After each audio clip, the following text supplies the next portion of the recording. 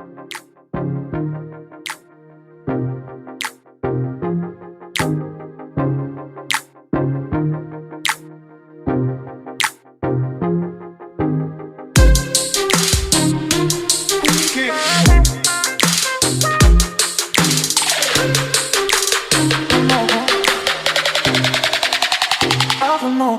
know.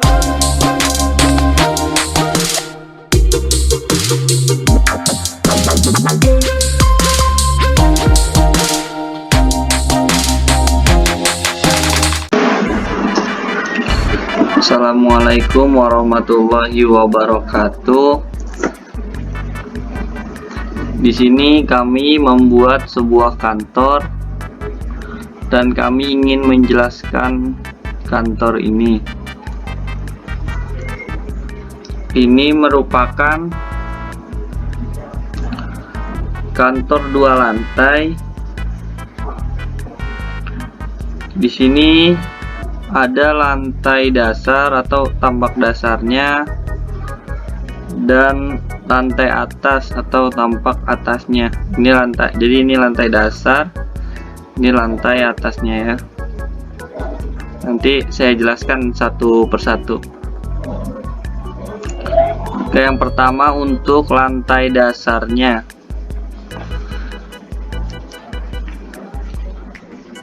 Untuk lantai dasar, yang pertama di sini ada carportnya.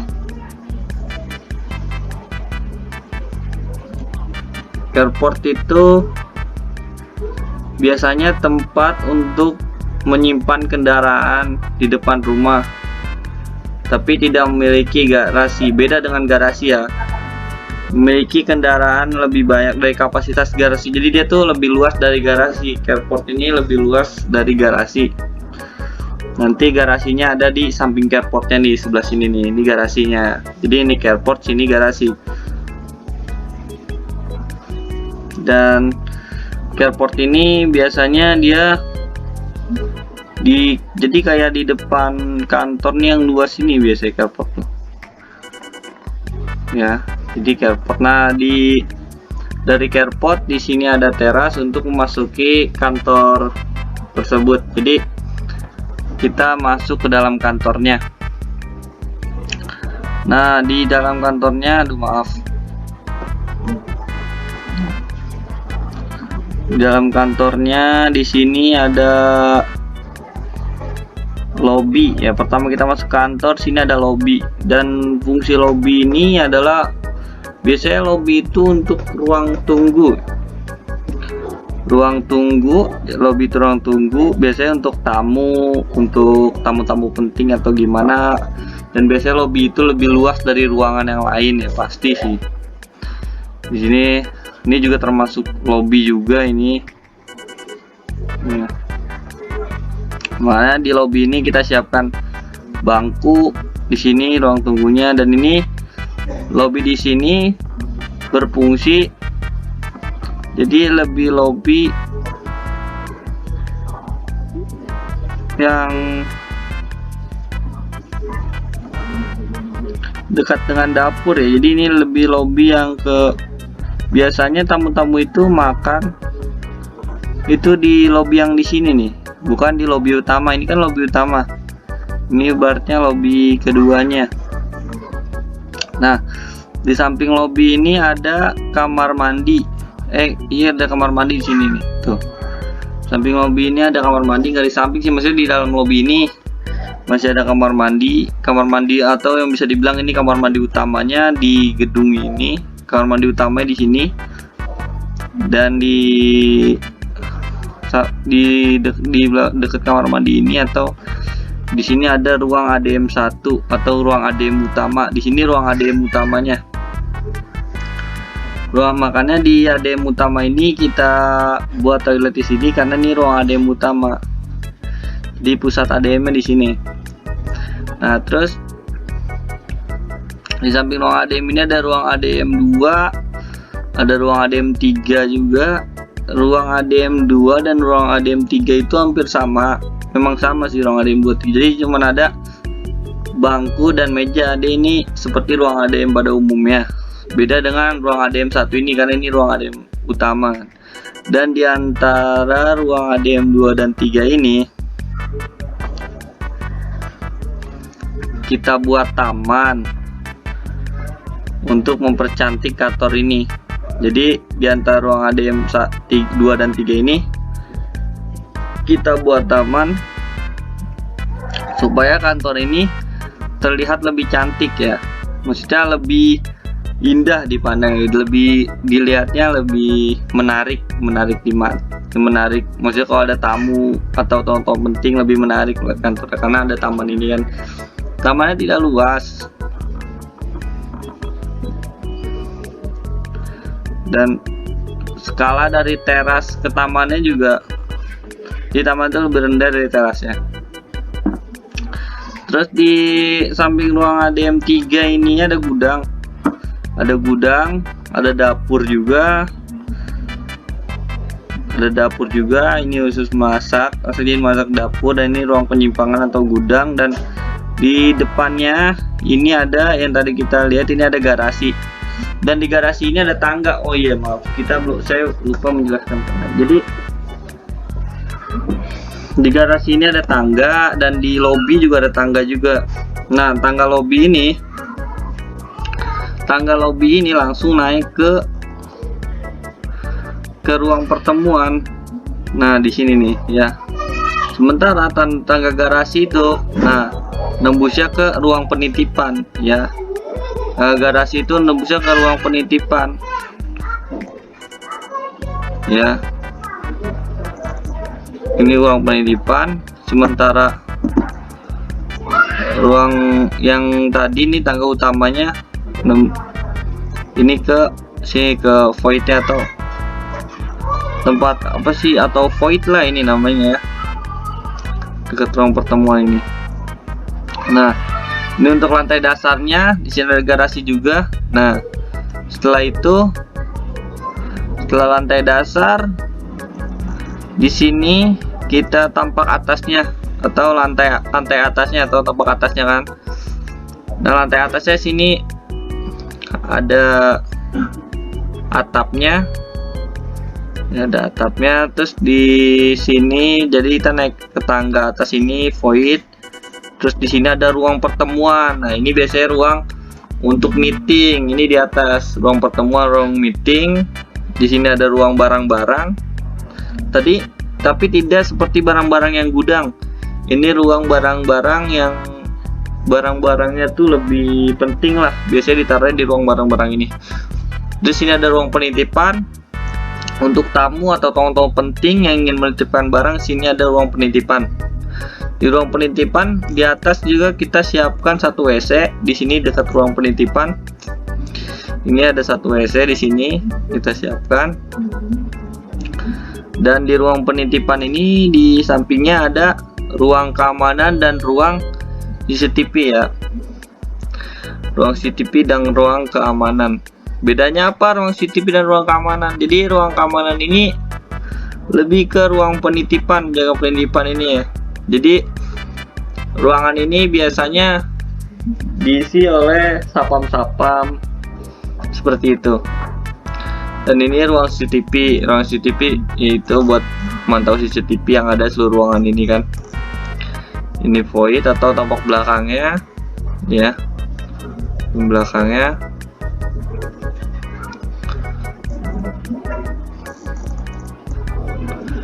Terus apa lagi ya? Nah, ini tampak depannya. Tampak depannya seperti ini ya. Ada 4 kolom. Ada 4 kolom karena ini 2 lantai. Dan di sini nih, nah ini nih daerah yang tadi saya maksud ini carport ya. Biasanya ini carportnya di sini nih, dekat kolom yang 2 ini nih ya. Dan ini lantai atasnya. Jadi ini sebuah kantor. Dan ini tampak belakangnya seperti ini nih. Ini tampak belakang. Oke.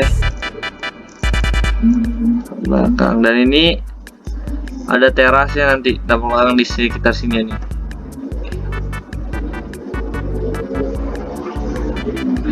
Maaf sebelum ini tampak sampingnya maksudnya. Ini tampak samping ya. Ini tampak samping, maaf. Ini tampak sampingnya. Skalanya 1:100 nih. Semua skalanya itu 1:100. Untuk terasnya ini beda tingginya ya. Nah, teras yang bawah ini sama sini beda. Setiap kamar mandi juga skalanya sama, kita bedain juga. Nih kamar mandinya dong. Ya, skalanya beda dengan lobi utama. Oke, lanjut lagi ke penjelasannya. Tadi udah kan kita ngejelasin tentang denahnya, denah lantai 1, lantai 2, terus juga tapak depan, tapak samping. Oke, jadi lanjut kita akan jelasin ke rencana denah pondasi. Ini ada banyak sih, ada 5 ya. Ada pertama rencana denah pondasi, kedua penempatan kolom lantai dasar, ketiga kolom lantai atas, 4 rencana denah atap, sama 5 mirip-mirip aja kali ya, denah atap mirip. Oke, jadi ini kita skalanya make di sini 1:100 ya. 1:100.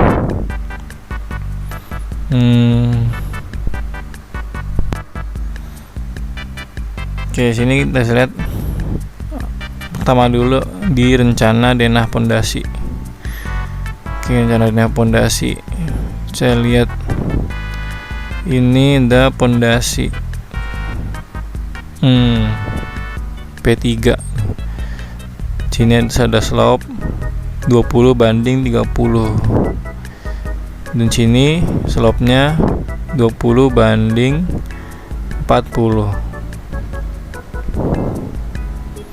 Terus di sini ada rollage ya. Ada rollage. Mana rollage itu merupakan pondasi sederhana. Gunanya untuk menyimbangkan posisi lantai ya. Jadi biar nggak posisi lantai yang atas sama bawah itu nggak jomplang gitu, nggak amblas di ujung lantainya. Ya gunanya hampir sama slope gantung, cuman rollage ini nggak sekuat slope gantung. Ini soalnya juga lebih murah juga sih, nggak sama hal slope gantung juga. Terus ini ini mungkin seukuran jadinya sama ya. Sama di sini ada P1, pondasi P1, ini K3L, P2, terus di sini ada rollage lagi ya. Sini ada dapur, ruang administrasi, WC. Nah,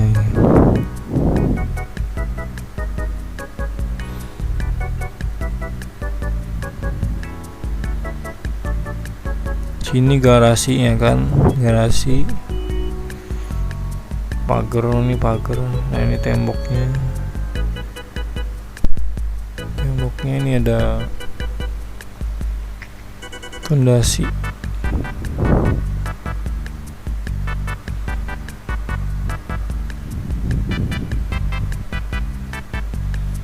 Oke, sekarang lanjut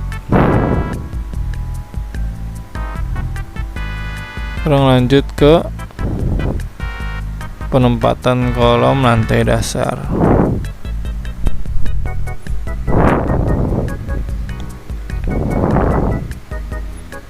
Oke, jadi kolom itu kan ini ya, dinding gitu kan, dinding. Sebenarnya kelihatan sih kalau dinding mah, tuh kan pinggir-pinggir gitu. Sini dinding, ke-1, ke-3, pintu yang 2 pintu. Sini pintu biasa sama jendela ya, K25. Sama sini juga skalanya 1:100 juga, sama semua 1:100, nggak beda. Carport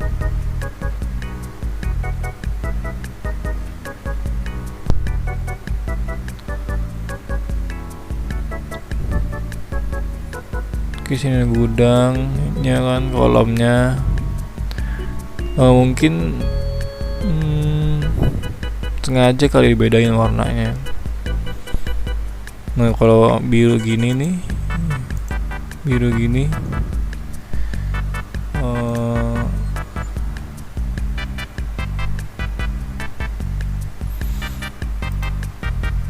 itu berarti kolom kali ya.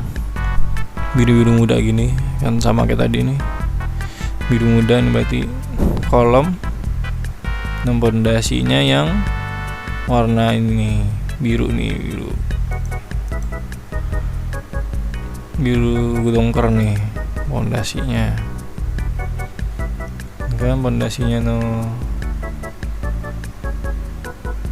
Oke. Ini ada dapur, mungkin udah jelasin juga kali ya. Ini tangganya ini berarti putus, tanahnya ke atas.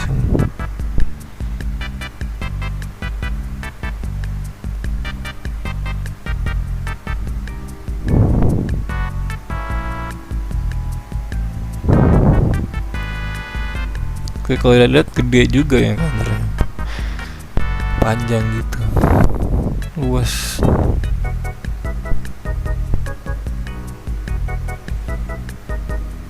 Tiga nih K1, kita yang depan K1 sama ke-3 L pendek seginian, K4 ke-3 L.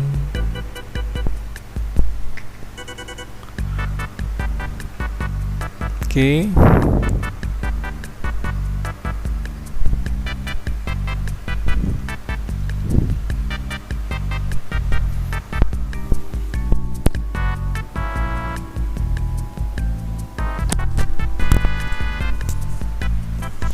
Lanjut aja ya, langsung aja kita lanjut ke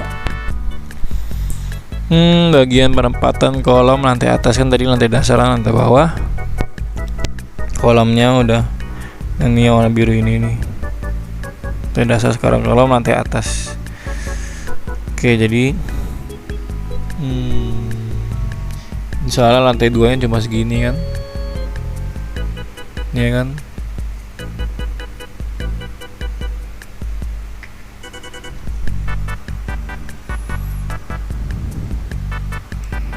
Oke, lanjut ya ke penempatan kolom lantai atas. Kan tadi udah kan penempatan kolom lantai bawahnya, lantai dasarnya. Kita lihat di sini sebelahnya nih ada. Oke, sini lantai 2 nya karena cuman segini doang kan ya. Terus juga sininya genteng atapnya udah kelihatan tuh, jadi ada asirannya, kelihatan atapnya.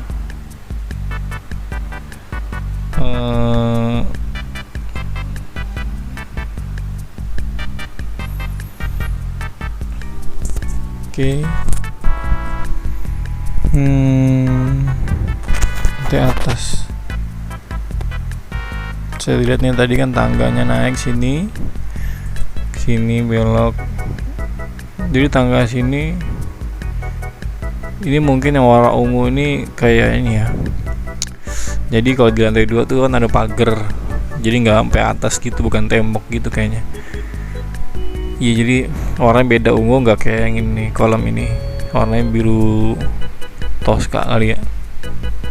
Nah nih tangga ini, pegangan tangganya jadi warna ungu, ini juga pegangan tangga warna ungu, soalnya kan pagar bukan tembok gitu, bukan kolam masuknya, makanya dibedain warnanya. Terus K1, K2,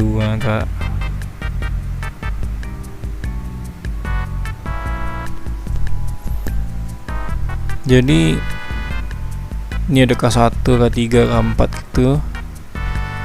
Oh iya, apa sih maksudnya K1, K3, K4 gitu, K2 gitu kan. Jadi itu kayak jenis-jenis kolom gitu ya. Jadi perbedaannya cuman di dimensinya gitu, dimensinya, ukurannya gitu kan.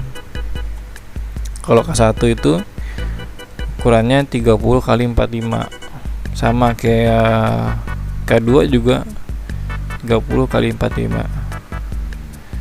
Kalau K3 ukurannya 35 kali 35 juga, 35 kali 35. K4 20 kali 30. Ini K4 berarti 20 kali 30. K2 itu 30 kali 45 ukurannya, sama K1 juga 30 kali 45. Terus kalau K3 nya ukurannya itu 35 kali 35.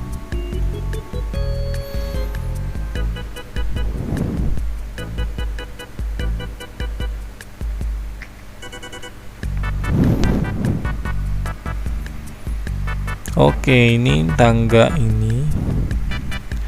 Tangga itu jadi ada ini juga ya. Ada ketentuan standarnya. Jadi tangga itu ada 2 tipe, ya kan? Ada yang tipenya itu yang pertama, injekan tangganya ini ya 30 cm injekannya, jadi ukuran panjangnya kali ya.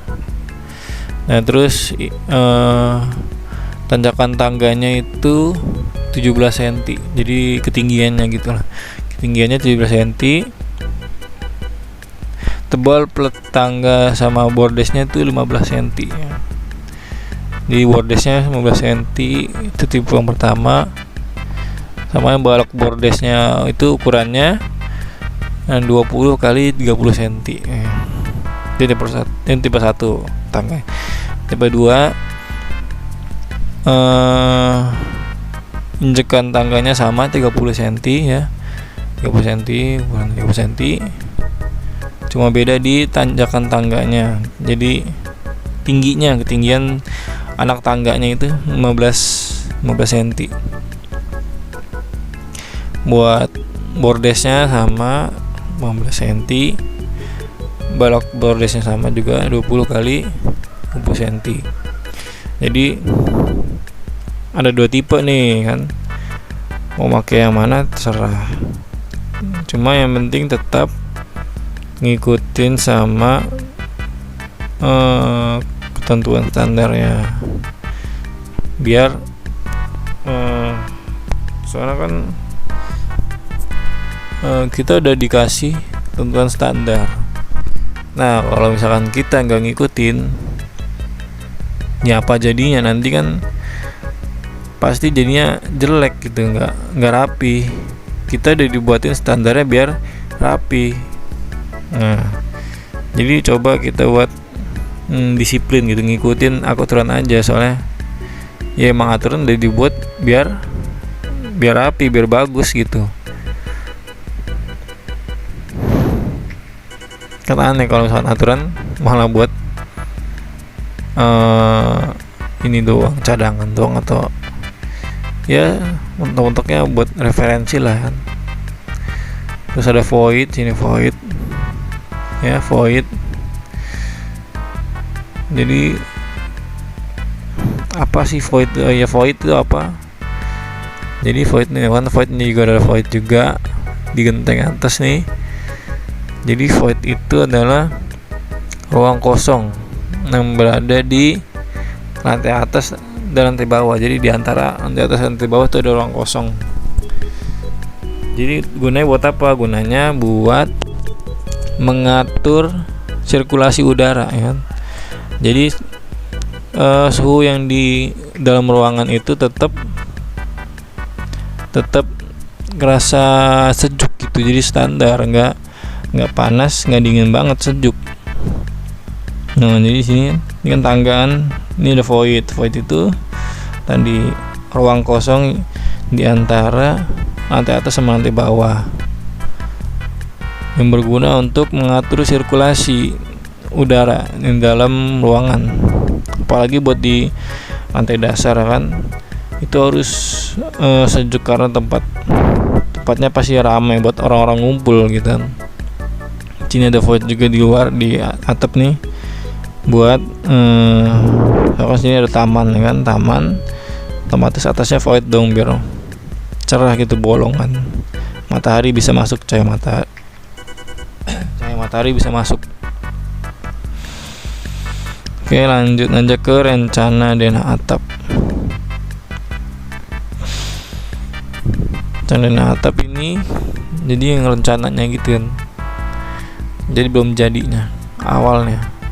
Sini ada gording ya, sini nih gording 8:120. Terus yang ini genteng keramik gelas ya, jadi gelas kayak kaca sih ya, ketinggiannya 3.600. Oke, ini setengah K1 kan, tadi kalau ini K2. Sini ada kasonya ya, ukurannya 50/70. Terus yang ini tadi ketinggian juga 3.600. Nah kalau ini di ininya ya, apa kayak ini atapnya apa puncaknya gitu, tingginya 4.650. Jadi ada rank nih, ada rank, ukuran ranknya 20/30. Sini ada dak-dakan kanopi. Nah ini panjang kan sampai sono, sampai pojok juga, biar rata, biar bagus, biar rata. Oke. Sini ada dak juga, dak kanopi juga, genteng keramik gelas lagi, kaca kali ya. Sini ukuran 3.600. Yang ini ukuran tingginya 3.600. Ini ketinggian di 5.005. Tingginya 5.005 ya. Nah, ini genteng keramik gelas nih di sini nih. Oke, lanjut. Sini ada gording. Ini gording nih ukurannya 80/120. Sini lebih tinggi nih ya, puncaknya nih, atapnya lebih tinggi, tinggian 11.485. Dan buat ranknya nih sini 10.340. Sini ada void lagi, jangan void tadi yang kita udah jelasin. Sini soalnya ada taman juga, jadi ada void juga.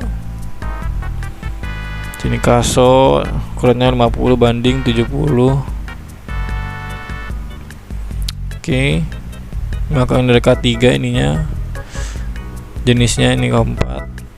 Sini ada gording lagi 80/120. Sini ada kasonya ini panjang nih. Jadi kaso yang ini ukurannya 50/70. Nah, sini ada talang air nih, ada kayak apa sih, selokan gitu kan. Selokan di atap biar air hujan nggak mampet gitu kan, biar nggak berlumut di atas aja, harus dibuang ke bawah. Talang air nih. Sini ada void lagi. Sini ada rank, ukurannya 20/30. Sini void tadi, sini ada gording.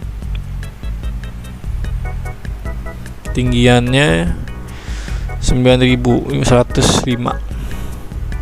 Ini ketinggiannya, naiknya 7200. Genteng keramik gelas ya, genteng keramik gelas.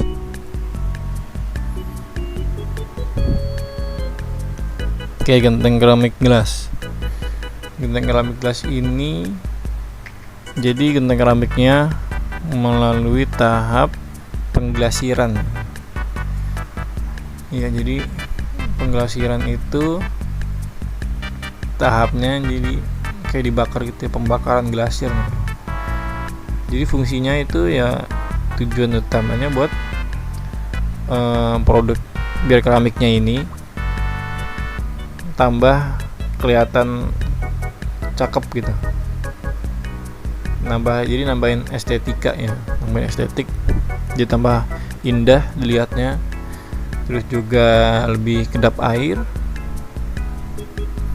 Terus juga bisa nambahin efek-efek tertentu. Jadi kita mau apa? Kita mau misalnya anti pecah gitu. Jadi nggak pecah-pecah keramiknya, bebas. Gitu. Terus misalkan anti panas, jadi nggak bakal panas, keramiknya adem terus, nggak apa-apa, serah. Di sini ada sopi-sopi. Jadi sopi-sopi buat gunanya itu buat menopang atap ya. Jadi biar atap yang nggak roboh, biar kuat, biar nggak ambruk, dipakai sopi-sopi. Namanya sopi-sopi ya, bukan e-commerce ya. Sopi. Oke. Jadi itu rencana denah atap. Jadi kita bisa lihat ini atapnya, denah atapnya. Atap jadinya ini. Nah, jadi udah rapih ya. Tadi kan itu rencana denah atap, jadi kayak bolong-bolong gitu. Jadi ya emang soalnya kan buat biar jelas juga, ngejelasin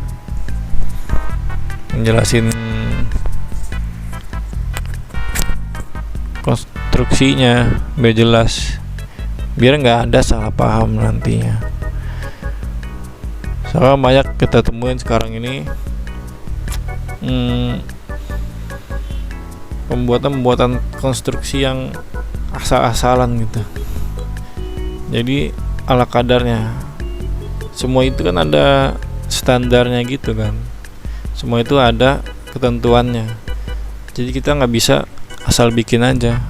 Sama kayak makanan, kue, kalau kita bikin asal-asalan ala kadarnya, tepungnya kebanyakan, gulanya sedikit, ya kan, airnya cuman 1 sendok misalkan, ya pasti nanti hasilnya juga nggak enak juga makanannya. Jadi ini ngaruh juga sama kayak gini juga. Konstruksi juga ada ketentuannya. Tangga ini harus gimana, atap harus berapa, ketinggiannya berapa. Jadi sebenarnya banyak banget ketentuan yang harus diikutin juga. Dan kalau nggak diikutin nanti ya bisa fatal juga ya. Kita bisa istilahnya apa? Buang-buang duit gitu. Jadi udah dibikin tapi hasilnya semrawut, asal-asalan. Hasilnya asal-asalan soalnya kita nggak ngikutin ketentuan yang udah dikasih. Makanya kita harus tahu juga, kita harus cari tahu ketentuan-ketentuan yang ada di dunia sipil ini. Soalnya biar enak juga kerjanya. Pertama enak kerjanya, cepet, itu juga hasilnya memuaskan. Oke, jadi itu aja dari kami. Nih dari 5 denah ini mungkin segitu aja dulu. Apabila ada salah kata dari kami atau ada salah-salah dalam membuat denah ini, mohon dimaklumi dan juga minta koreksinya ya, karena kita semua di sini masih dalam tahap belajar kan. Kita belajar sampai kita tua juga, kita harus belajar terus. Jadi kalau misalkan ada yang salah, mohon koreksinya, karena kesalahan hanya datang dari diri kita. Kita hanya manusia biasa yang mana penuh dengan salah. Oke, terima kasih. Terima kasih atas perhatiannya. Mohon maaf. Kita cukupkan sampai sini terlebih dahulu. Sekian, terima kasih. Wassalamualaikum warahmatullahi wabarakatuh.